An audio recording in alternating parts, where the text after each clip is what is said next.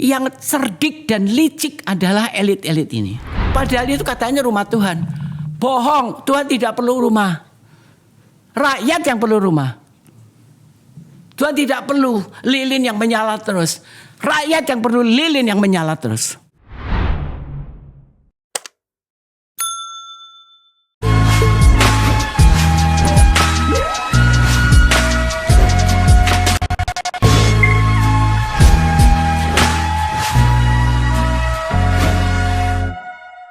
Salah satu kesadaran yang selalu harus kita munculkan dalam diri kita dalam konteks masyarakat politik. Sebab ini adalah podcast politik, itu adalah mengukur kadar logika dan kesehatan politik kita.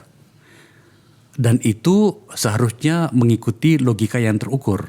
Ada ilmu yang mengukur tentang itu, bernama psikologi salah satunya. Tamu saya kali ini adalah orang yang tidak pernah Anda sangka, termasuk saya.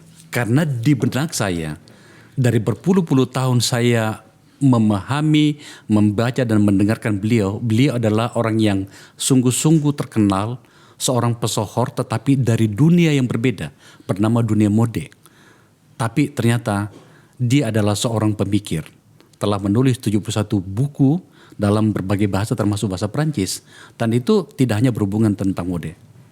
Saya kedatangan tamu terhormat, Bapak Hari Darsono. Pak Hari, terima kasih sudah datang ke tempat ini. Terima kasih.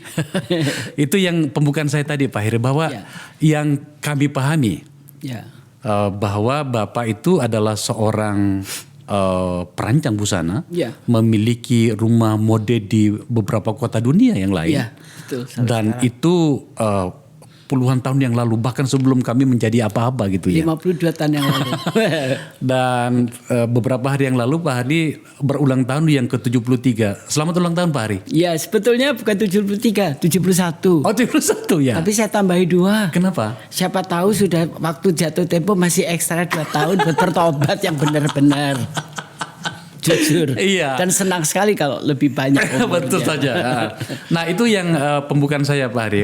Kami ingin mendengarkan dari sudut pandang seorang Hari Darsono yang bisa menunjukkan pada kita hari ini identifikasi dan aliran darah politik kita itu sudah sampai pada tahapan mana, tekanannya seperti apa. Dan saya ingin melihat dari sudut pandang psikologi. Pemirsa, Pak Hari Darsono selain mendapatkan gelar S2 dan S3 dari Sorbonne, Prancis. Dua-duanya S3. S3 ya? Dua-duanya. Di Sorbonne, Prancis menyangkut dengan filsafat. Juga ngambil S3 psikologi dari Oxford University di Inggris. Karena kebetulan keluarganya di sana. Saya ke Pak Hari. Pak Hari, kalau boleh kami mendapat penjelasan. Pertanyaan pertamanya adalah, ilmu tentang psikologi politik itu seperti apa sih untuk bisa kita pahami dengan mudah Pak Hari? Oh, itu mudah sekali. Itu penting sekali ya, tapi tidak mudah. Jadi semua ini masalahnya adalah kebiasaan. Kebiasaan, kecanduan itu adalah masalah psikologis. Okay. Apa sih psikologi itu ternyata MMM. M adalah man atau manusia, hanya digerakkan oleh salah satu dari 2 M. Yang di atas adalah mind, akal sehat. Dia memproduksi kata untungnya apa, ruginya apa. Sedangkan yang di bawah ini adalah mood, suasana hati. Okay. Suka atau tidak suka. Jadi antara suka dengan perlu itu beda sekali. Okay. Tapi orang Indonesia sering kali masih miskin dalam perbendaharaan bahasa Indonesia. Kedua, dari the pattern of dari pola ungkap. Misalkan saya suka itu sebetulnya bukan suka tapi perlu. Oh, okay. Ya, tapi karena miskin di dalam cara pengungkapan namanya pola ungkap. Itu tidak terbentuk. Dan ini adalah sesuatu yang rancu yang ternyata kok sudah bergenerasi-generasi nggak berubah ya gitu. Oke. Ya, jadi rupanya kunci itu adalah dalam bahasa Indonesia. Bahasa itu adalah sesuatu yang punya power yang besar. Every word, setiap kata itu selain punya payung hukum, punya kekuatan. Kalau orang Jawa bilang mandi ucap, hati-hati wali lewat. Padahal yang dimaksud adalah what you say, you are what you say. Anda milih lagu yang ancur-ancuran, yang lihat aja semua. Yang nyanyi, penyanyinya juga ancur-ancuran. Kalau lagu yang memuji Tuhan ya lain lagi, ya kan? Begitu saja, itu yang paling gampang. Tapi kembali lagi, sampai di mana keseriusannya adalah sampai pada keparahan mana.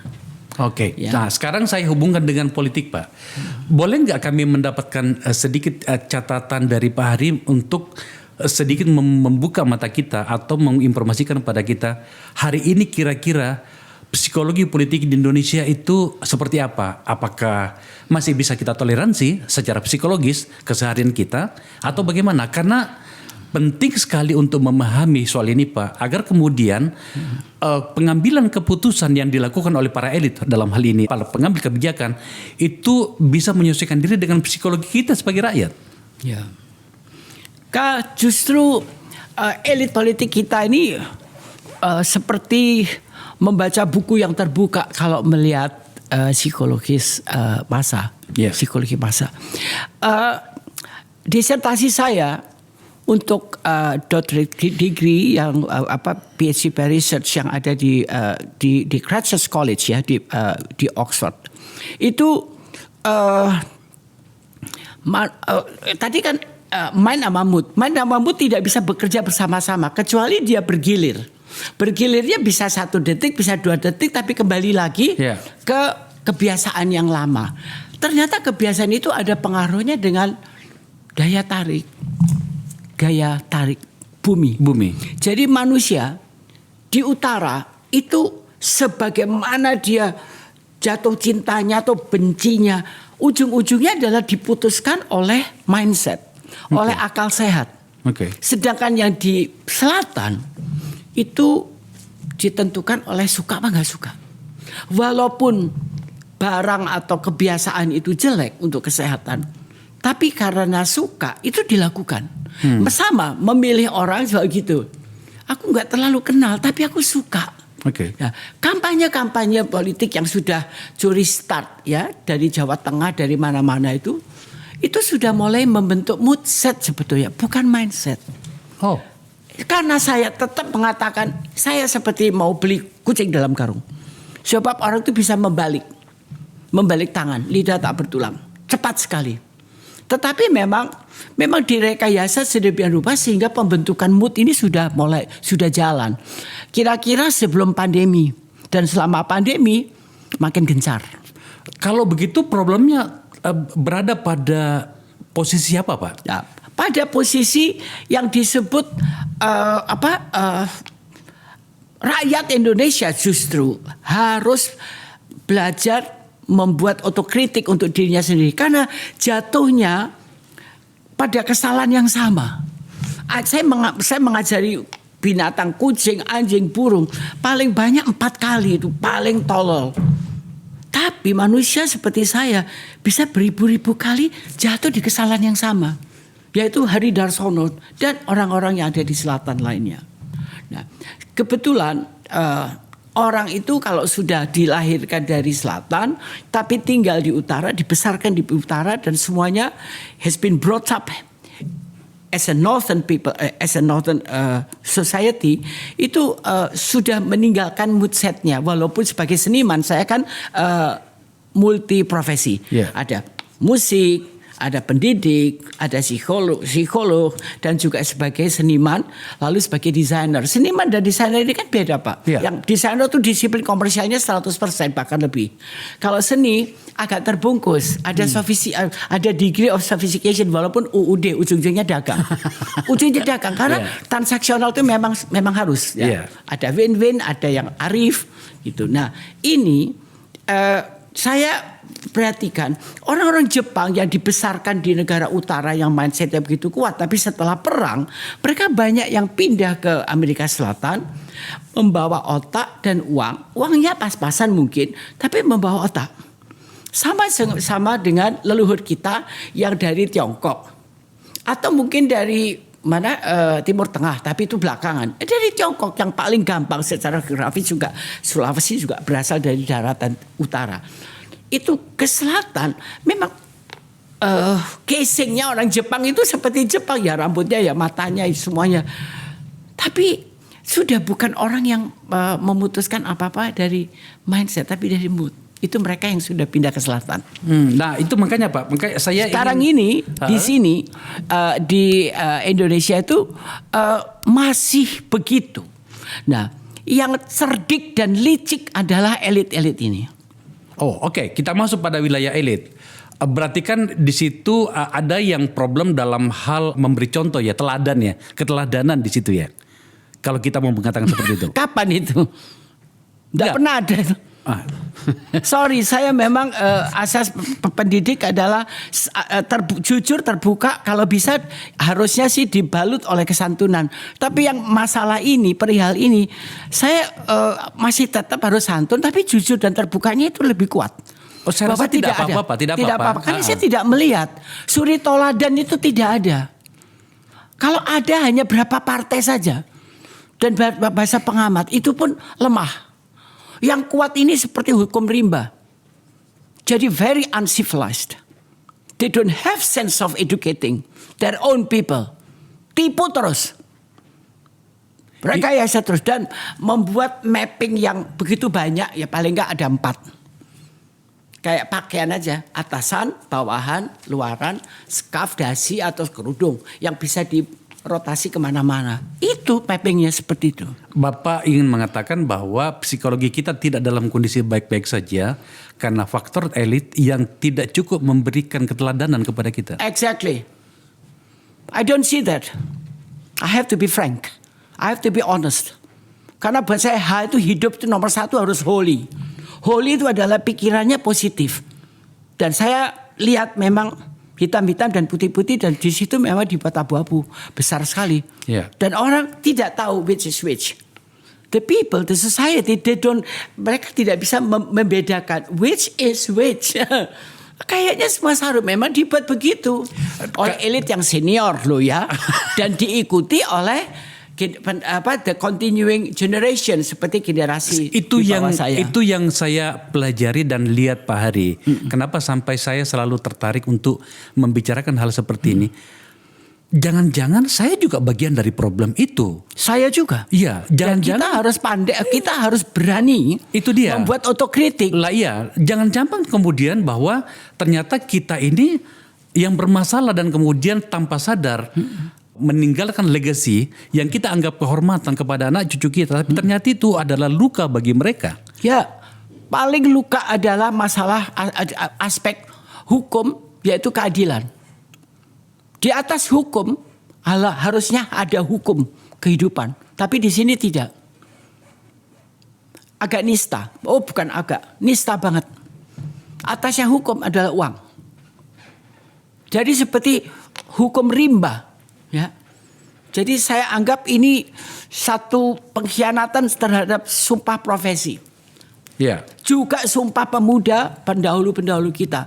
Sumpah itu adalah satu ungkapan harapan, keinginan di hadapan Sang Pencipta kehidupan, yaitu Allah Subhanahu wa taala. Tapi ternyata dengan mudahnya itu dikufuri.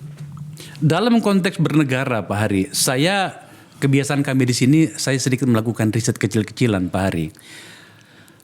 Ada beberapa contoh kerusakan untuk sebuah bangsa yang tidak cukup punya waktu dan keinginan untuk menjaga psikologi bangsanya menjadi, orang menyebutnya lebih sehat. Yang pertama itu adalah konflik kepentingan yang berkepanjangan. Kemudian yang kedua, korupsi dan kekuasaan yang berlebihan, kita tahu ujungnya kemana. Yang ketiga itu adalah kompetisi politik yang keras, yang pada titik tertentu itu bisa kehilangan naluri kemanusiaan si pelaku-pelaku politiknya.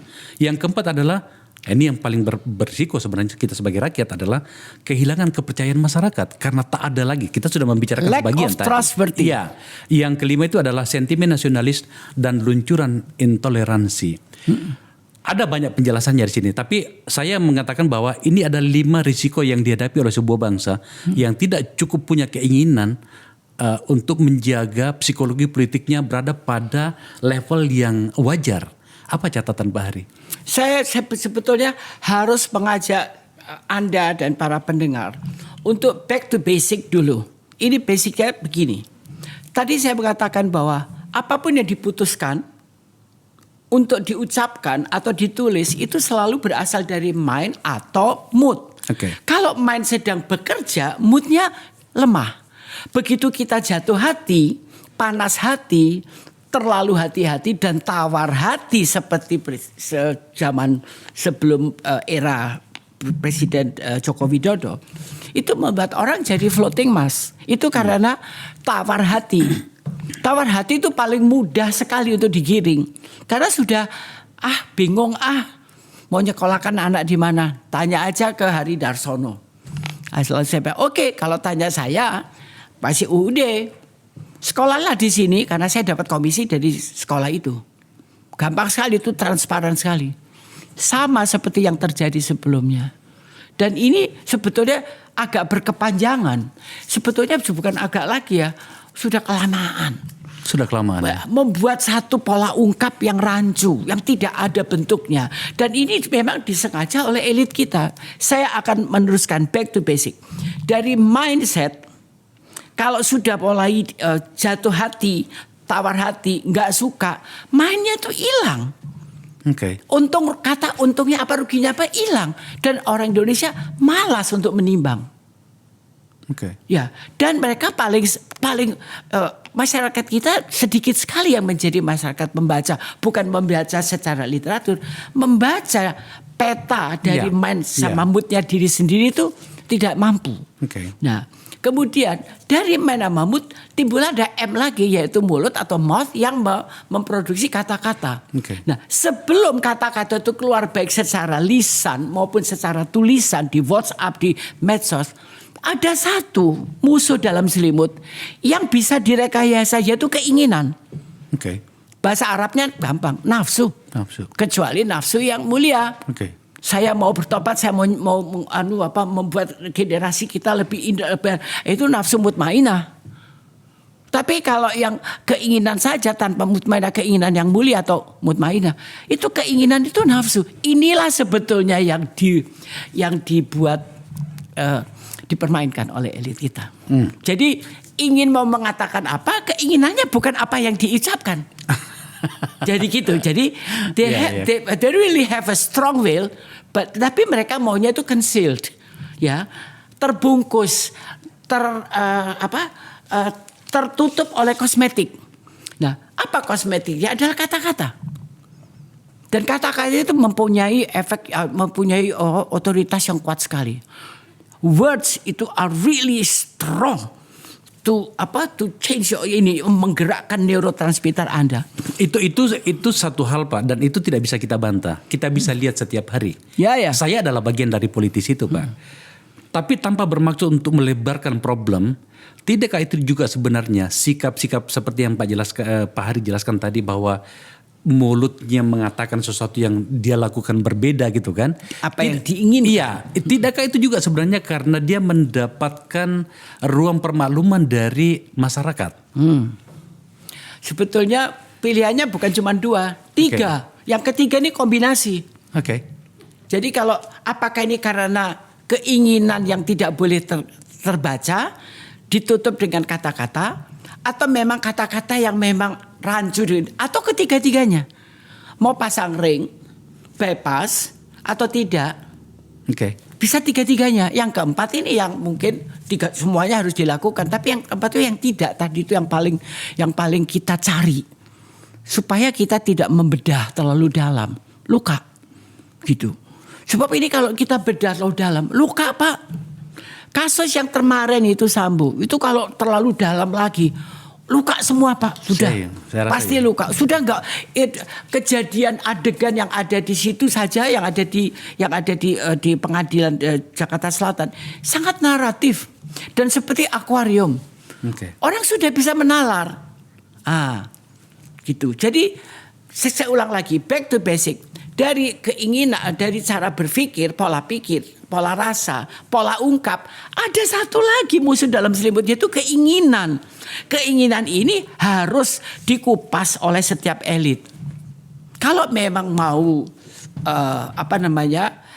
mengadakan effective approach dengan cara ilmu bunglon, boleh saja. Asal bunglon itu kita sadari, di atas coklat dia coklat, di atas kuning dia kuning, tapi darahnya tetap merah. Kita juga demikian. Apalagi kita sebagai negara yang berpolitik luar negeri aktif dan bebas dan aktif. Itu harus cerdik itu. Kalau sebenarnya sih sudah ada jawaban menyangkut itu Pak Hari, bahwa setiap orang bukan cuma politisi, setiap orang itu memiliki keinginan.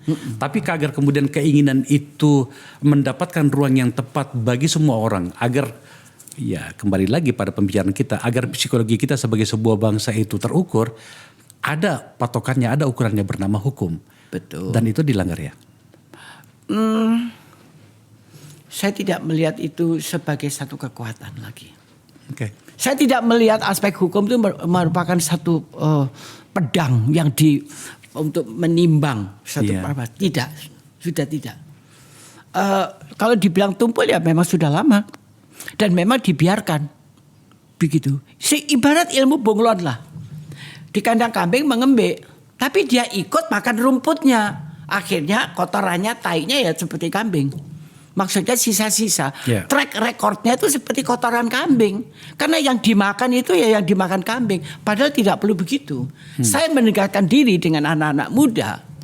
Mendirikan MAN, Masyarakat Anti Narkoba. Saya harus pakai ilmu bunglon dong. Gak bisa saya pakai gini mau ketemu dengan Anda. Mereka dengan pakai ini dan pakai bahasa mereka. Bahasa gaul kan bukan hanya terjadi di Indonesia, di Korea juga saya pakai bahasa gaul. Dan setiap bahasa nasional selalu ada ada dialek lain termasuk bahasa gaul. Nah, tetapi antara entertain dan konten seringkali lebih besar entertainnya. Dan kontennya tidak kelihatan. Dan masyarakat kita terkelabui oleh sesuatu yang menyenangkan moodnya. Dan kedua, bersamaan dengan itu pada detik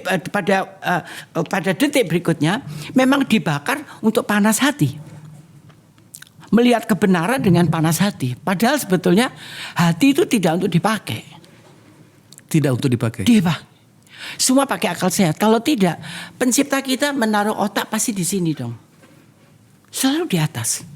Dan karena ini yang menjadi motor, menjadi dalang, maka setiap ritual agama apapun yang terkuno seperti Tao sampai yang Islam selalu puncak dari tunduk kepada hukum kehidupan. Kepala ditaruh di bawah, lebih rendah daripada knalpot. Gitu. Berarti ini memang harus diwaspadai. 1M. Satu lagi mood. Ini musuh yang terdekat. Satu lagi, sebelum ucapan dan sikap, mimik, wajah yang kecolongan, enggak tahulah ngelempar kaos dengan merasa kesal, tiba-tiba jadi kerudungan putih di billboard besar-besar ya ratusan juta, terus jadinya kayak seorang ini kan orang kan rakyat kan tidak segoblok dan sepandir itu.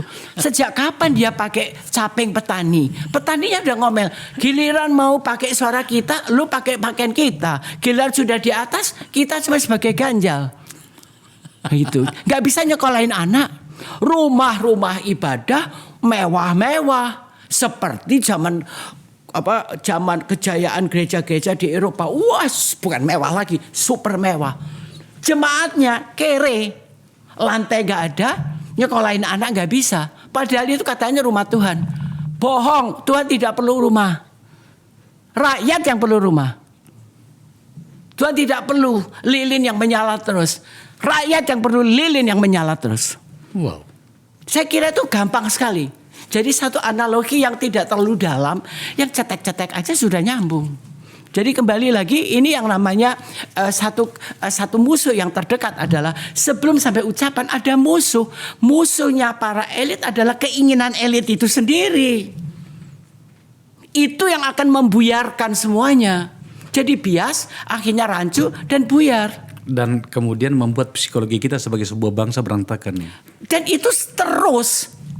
Dari pemilu ke pemilu terus itu. Saya pikir ada pepatah Melayu kuno yang paling hafal. Tapi kenapa itu dilakukan?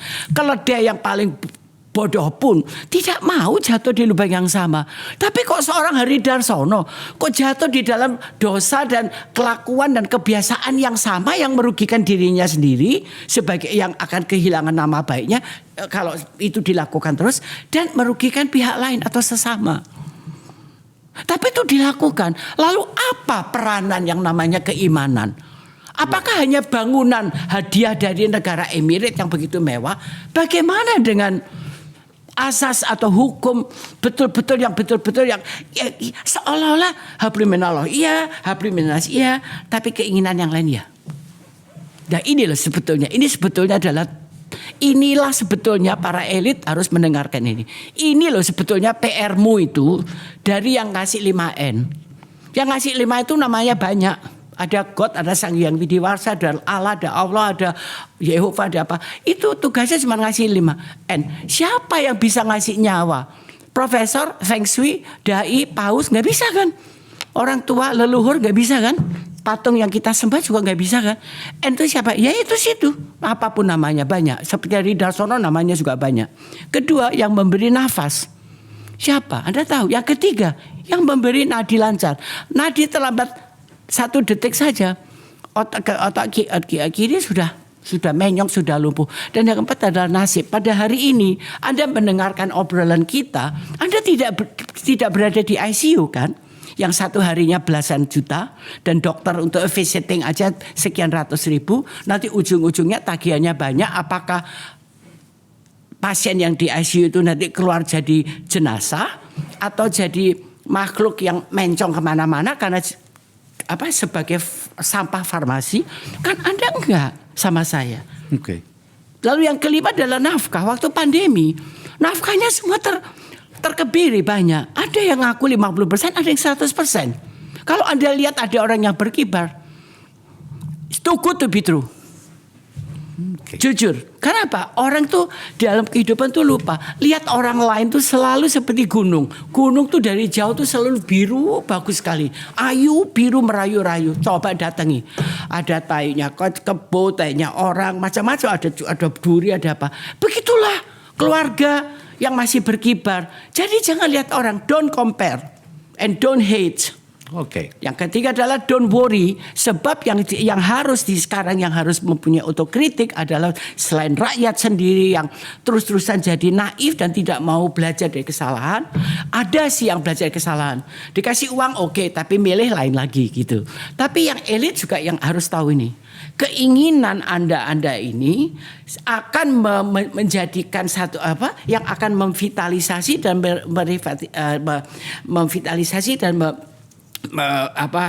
revitalisasi ucapan Anda. Nah, ucapan itu tiba-tiba berubah. Misalkan deposit 0% ternyata nggak terjadi. Hal-hal semacam ini kan merupakan produk gagal. Yeah. Saya tidak ingin berkampanye. Jangan milih produk gagal. Yang kedua, jangan milih yang nggak jelas. Semua serba seperti kucing dalam karung. Udah bagus-bagus tiba-tiba berubah sekali. Ya itulah sebetulnya keinginan itu yang harus dicurigai. Padahal sebenarnya kita itu bisa melakukan identifikasi melalui berbagai metode agar kemudian tidak salah memilih ya Pak ya. Ya, salah milih. Waduh itu betul-betul ini dungu, tolol, pandir, bodoh. Sebab kita sudah salah milih dulu. Tapi dulu tidak ada hak pilih, hanya hak pakai. Ini sudah berlangsung berapa lama sih di kita Pak ya? Setelah kita masuk Orde Baru. Setelah kita masuk. Yes, indeed, yes. Saya melihat dari jauh maupun langsung ke dalam karena ya sebagai psikolog saya berhubungan langsung misalkan kepada penyaji. Kurikulum terkadang memang tidak disiapkan, tidak dibekali waktu di lapangan terutama di daerah perbatasan tidak bisa ada bedanya mana anak ADHD mana ADD. Ternyata di dalam masyarakat yang sedang berpolitik ria ini juga seperti itu. You can't even identify, tapi memang itu disengaja. Sampai kita bikin jangan-jangan ini sandiwara ini main mata antara si abang satu dengan Pak D satu ini.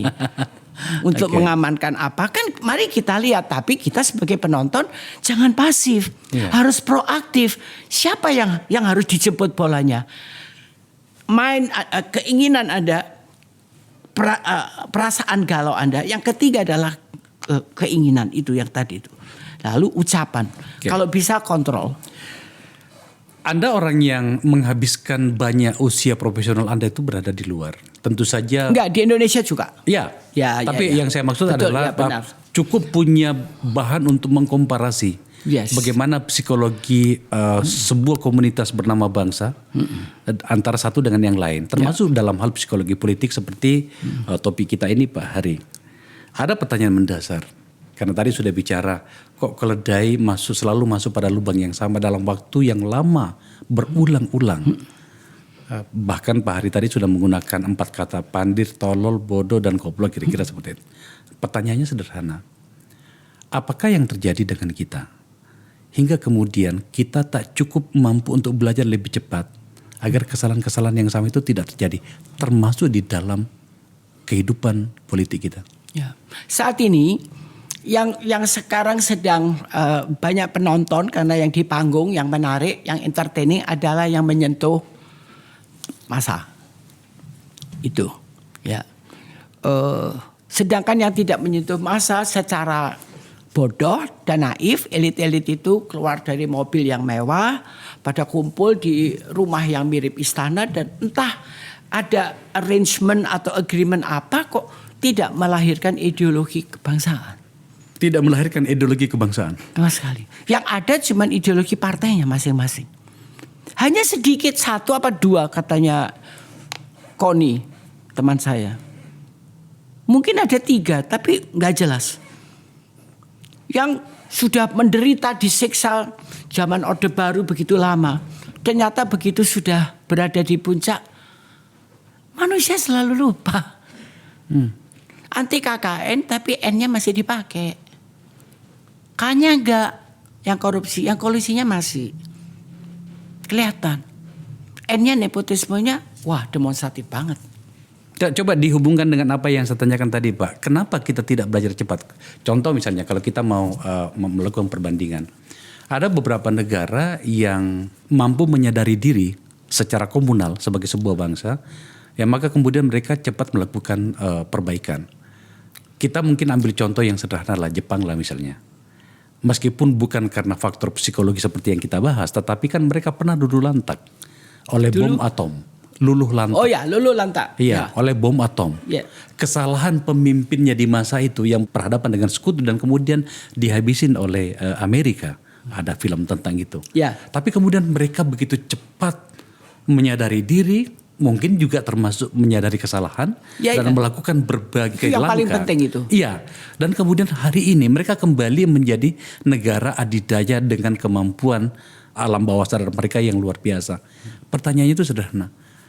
Apa sih kesulitan kita hingga kemudian kita itu jangankan belajar sepenuhnya dari mereka, ngambil setengah dari situ saja itu sebenarnya sudah cukup bagi kita. Betul. Apa alasan kita Pak Ari? Sekarang saya harus jujur bahwa orang Indonesia harus punya 4 step. Nomor 1, change your perception. Oke. Bahasa Arabnya, bahasa agamawinya itu taubat. Tapi sebetulnya taubat itu bisa bersifat rohani, tapi juga bisa bersifat satu prinsip di mana persepsi kita berubah. Oke. Yang benar itu, yang kita anggap benar itu ternyata salah. Buktinya yang kita anggap salah, jelek, goblok, bodoh, orang kampung, orang desa, ternyata cerdik. Oke. Full of hidayah, full of guidance of the Holy Spirit from yang being yang memberi 5N tadi. Jadi change your perception number 1. Saya ingin kita ngebut. Udah deh, bisa kok orang Indonesia itu berbandung bandawasa, membangun Hotel Sahid tahun 74 copet hanya karena mau ada patah. Saya masih ingat waktu itu liburan. Saya ada sini, saya datang ke gubernur yang namanya Ali Sadikin, saya disuruh merubah haute couture menjadi bahasa Indonesia, saya adopsi dari bahasa Sanskerta. Walaupun tidak pas. Nah, yang kedua adalah learn from mistake. Orang Indonesia kok masih sering ya belajar dari kesuksesan orang, dari kemenangan partai yang dulu. Halo, sudah beda Bung. Bukunya udah beda. Chapternya udah beda. Jangan sama. Tapi jatuhnya orang di tempat yang sama. Minta dipuji atau disanjung, dipasang banner yang gede itu sudah merupakan aspek emosional yang paling penting buat orang yang mood set di selatan ini. pakai caping lah, pakai kudungan yang agamawi lah. Oh, semua itu adalah bungkus dan rakyat sudah tahu. Tapi juga kita lihat yang namanya learn from mistake. Karena apa? Jatuhnya orang itu selain minta dipuji, kedua adalah kebendaan. Kebendaan itu harta, uang, itu modal itu. Ini bisa nih buat nanti, buat ini, nutup ini. Oke, yang ketiga kedagingan. Bukan kedagingan itu nafsu syahwat terus berdiri toto termasuk wanita atau wanita. No, keliru Anda. Kedagingan itu mulai dari atas. Daging Anda yang paling atas yang manja itu adalah lidah Anda sendiri. Oke. Apa aja dimakan. And you are what you eat. Coba lihat cara berpikir. Kita sebagai seorang konsultan untuk pelobi yang disuguhkan daging, membuat biokimia tertentu untuk orang yang makan daging. Yang menjamu bisa alasan, oh saya lagi nggak makan daging hari ini. Padahal Anda tahu kalau Anda sama-sama makan daging, Anda termakan taktik Anda. Karena Anda, you are what you eat. Gak bisa dikuasai. Makanya zaman dulu itu meja yang paling sakti itu bukan pilotok, bukan di tempat tidur. Dan selesai dari Tiongkok. Meja makan. Meja makan. Karena you are what you eat. 3 ini akan menjatuhkan orang di tempat yang sama. Poin keempat Pak. Tadi katanya ada 4 poin. Ini kan baru yang learn from mistake. Yang ketiga, reform. Halo Indonesia, tahu reform, pembaruan. Jangan membuat pola yang sama. Sudah berubah kan sekarang kan? Tipuan yang kemarin kan bonyok kan Anda? 2 putaran kan? Enak. Saya itu suatu musibah yang nestapa buat saya. Jangan lagi berulang. Jadi learn from mistake yang sebelumnya. Yang ketiga adalah reform. Hari Darsono kemarin sudah mati.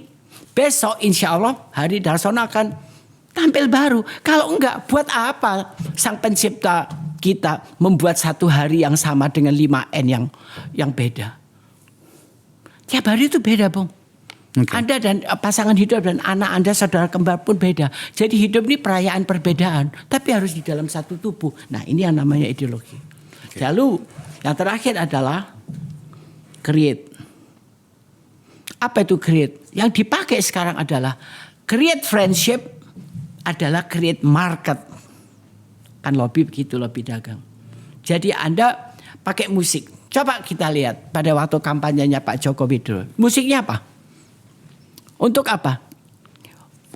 Apa yang beliau tuju? Targetnya apa?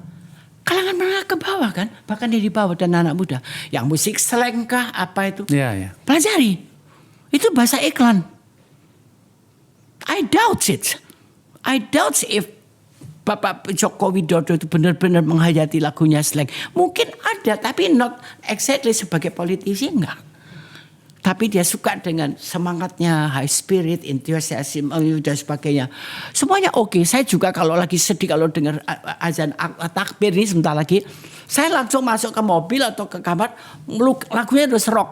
Tapi kata-katanya bukan yang maki-maki, yang memuji Tuhan. Wah Tuhan bagus gitu. Nah di tempat saya itu ada begitu tuh, di tempat ibadah saya itu anak-anak muda. Saya juga muda. Saya 73 tahun tuh muda kok. Mungkin Anda lebih muda, saya anggap bayi. Tapi saya pikir Anda harus belajar. Nah sekarang 4 ini harus betul-betul nyata. Waktunya nggak lama. Tapi saya optimis. Ibarat saya sekarang menyebarkan gambar bendera merah putih Hari Darsono Foundation yang berdiri sejak tahun 79 di Oxford. Indonesia optimis. Kenapa? Sakdok saknyok bisa. Bandung Bandawoso, Hotel Said cepat bangun bisa. Candi Sewu bisa, bisa. Udah deh, bisa kok. Asal kita pakai kata-kata password kita yang benar-benar. Ya misalkan Anda muslim ya bismillah. Apa sih artinya bismillah? Dalam nama Allah kan.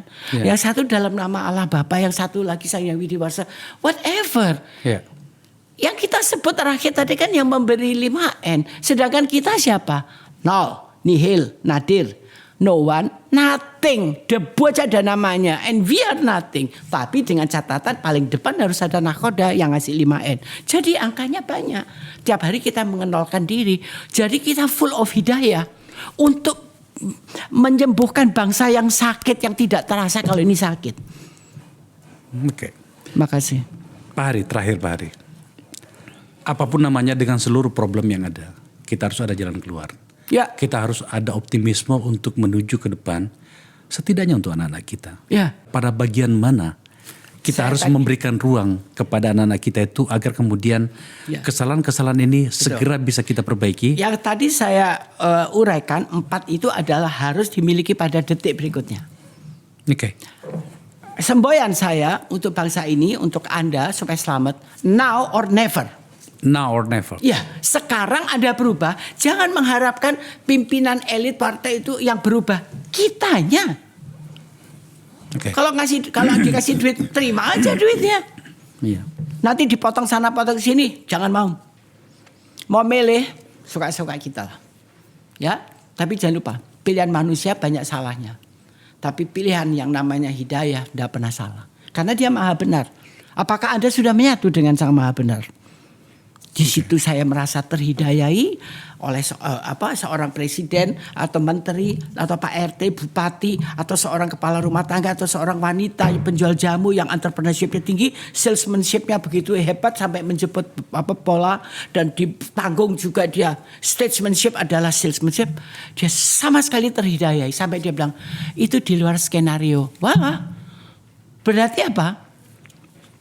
Ada yang meng-guide kita, guidance-nya itu ada. Jadi saya tidak kemana-mana dulu. Saya ingin tetap berkutat pada 4 ini tadi. Change your perception, Bung. Oke. Ya. Kalau kita aja deh. Kalau mau yang gampang-gampang aja deh. Sambil jalan naik turun tangga. Ingat SMA. S itu bersyukur.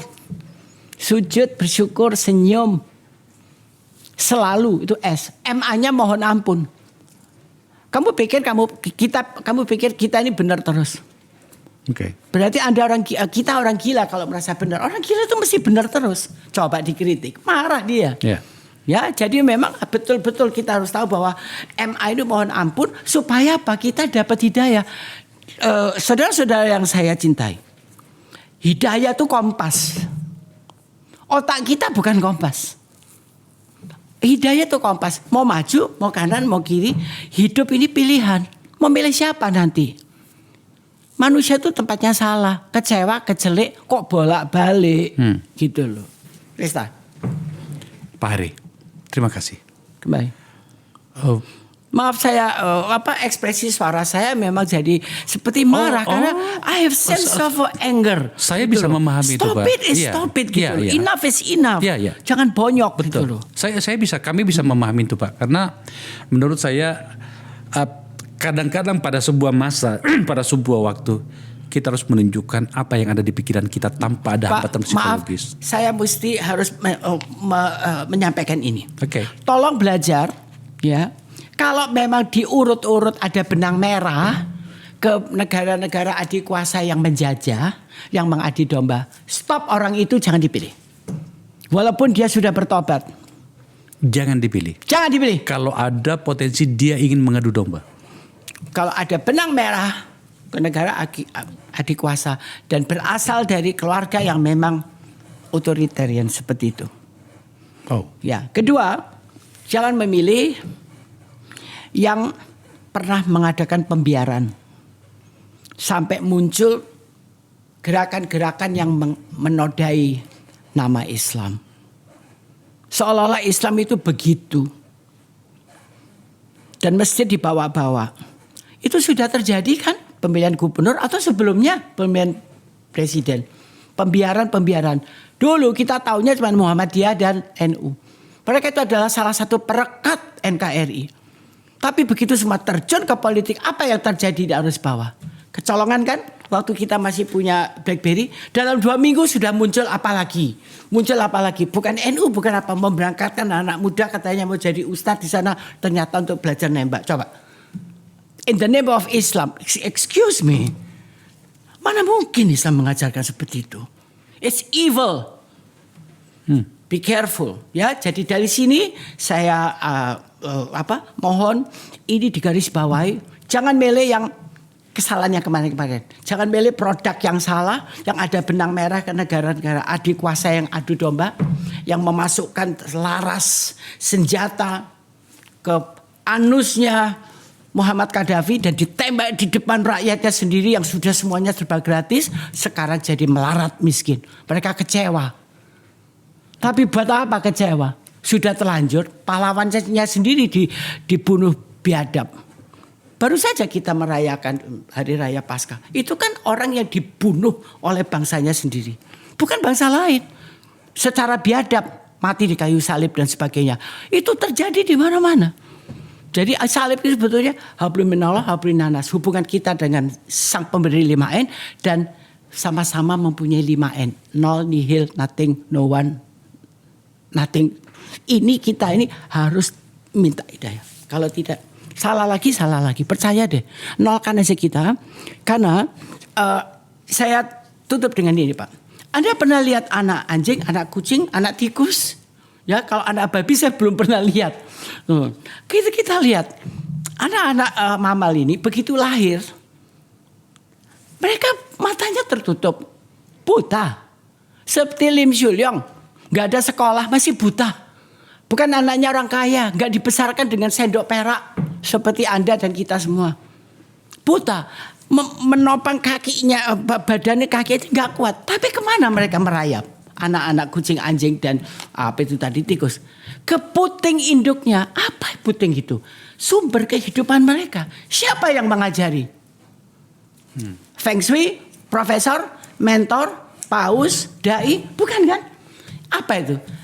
Yang menciptakan makhluk seperti kita ini dan mamal ini ada neurotransmitter, radar. Jadi kalau autopilot Anda mau jalan, matikan itu keakuan Anda, pengalaman. Gua rasa, gua pikir pengalaman kita all bullshit, Neng. Nolkan, N itu penting sekali. Memang nafas semua itu N penting, nafkah apa. Tapi kita N. Nol, nadir, nihil, no one, nothing. Karena kita N, ada kalau binatang tidak tahu nih nakodanya, sudah di situ nakodanya, nggak di gereja, nggak di masjid, nggak di kuil, nggak di pura, sudah di dalam. Yeah. Kalau sang pencipta pesawat saja tidak lupa memasang radar, masa insinyur pilot pesawat kayak kita tuh lebih goblok daripada insinyur pesawat Boeing atau apa? Secara naluriah itu seharusnya. Ya, itu sudah ada. Anda belum mengenalkan. Dengar kata gua rasa, gua pikir, gua rasa, main mood terus ini. Akhirnya lihat, buyar kan? Anda tidak digerakkan oleh radar yang genuine. Ya. Gitu. Okay. Tolong deh, semua agama mengajarkan itu, baik itu Tao sampai yang Islam, semua ngajar itu. Nadirkan. Mungkin ini bulan Ramadan. Buktinya bulan Ramadan, bulannya yang Ramadan. Bagaimana dengan kita? Enggak mengenalkan itu, malah membuat polusi otak. Oke, terima kasih. Luar biasa. Pak Hari, sekali lagi terima kasih. Kembali. Saya mendapat catatan yang berbeda. Setidaknya izinkan saya terengah-engah karena di memori saya Pak Hari Darsono bukan seperti yang barusan Anda jelaskan kepada saya. Saya memang dapat uang dari bikin baju, Pak. Selain uang dan wah itu karena langganan saya. Saya ingin memberi informasi, penonton tolong ditampilkan Pak Hari Darsono tampaknya satu dari amat sedikit orang di permukaan bumi ini yang diundang untuk menghadiri perobatan Pangeran Charles sebagai Raja Inggris. Ini undangannya, ini ada undangannya. Apapun namanya, ini adalah sebuah pencapaian. Kalau kita mau bertanya sama Pak Hari apa saja yang telah dia lakukannya, saya rasa kita butuh waktu yang sangat panjang. Pemirsa, inilah gunanya kita perlu berbicara satu sama lain. Inilah gunanya kita sering bertemu pada sebuah titik di mana kemudian kita bisa saling berbicara. Di tempat kita ini, di tempat saya ini, saya istilahkan dengan mari saling bercakap. Setidaknya dari angka 10, setidaknya ada 1 atau 2 di mana kita bisa saling bertemu dalam konteks sebagai manusia, human being. Terima kasih telah menyaksikan acara ini.